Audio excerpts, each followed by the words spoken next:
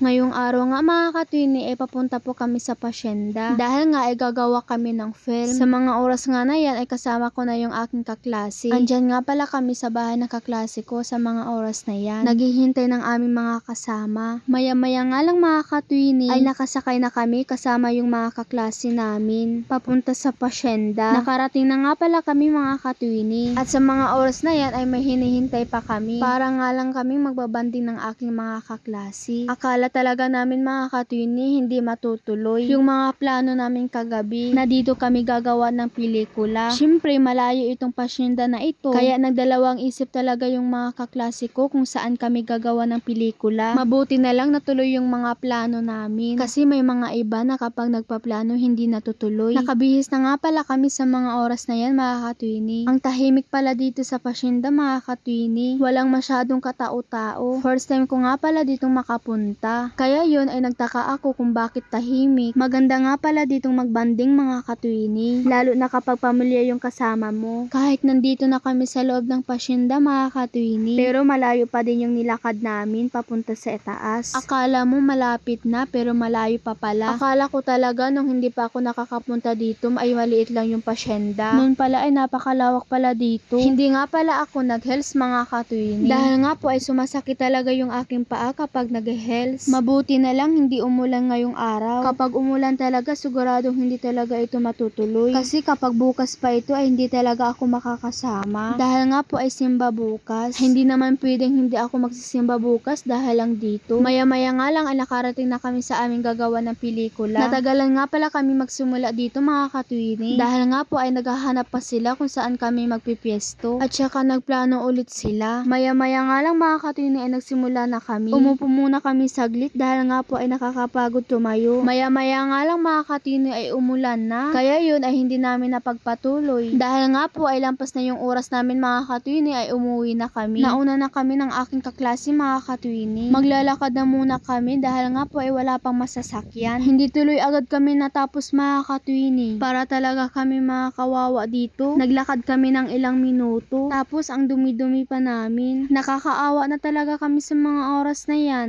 Napakaputik na namin. Nakakahiya pa naman. Dahil nandyan kami sa kalsada naglalakad tapos ang dumi-dumi namin. Pero kahit ganyan ay na-enjoy pa din namin habang naglalakad kami. Madumi na pero hindi pa din nawawala yung kasiyahan. Kasiyahan namin lahat. Nakakapagod na sa mga oras na yan mga katwini. Pero sabi nga habang may lakas ay kakayanin. Napag-isipan tuloy kami ng mga tao dyan mga katwini. Dahil may flowers kami nadala kaya ang sabi nila ay nagdibo. Dibo pa talaga. Parang susuko na kami kasi ang layo-layo ng aming nilakaran.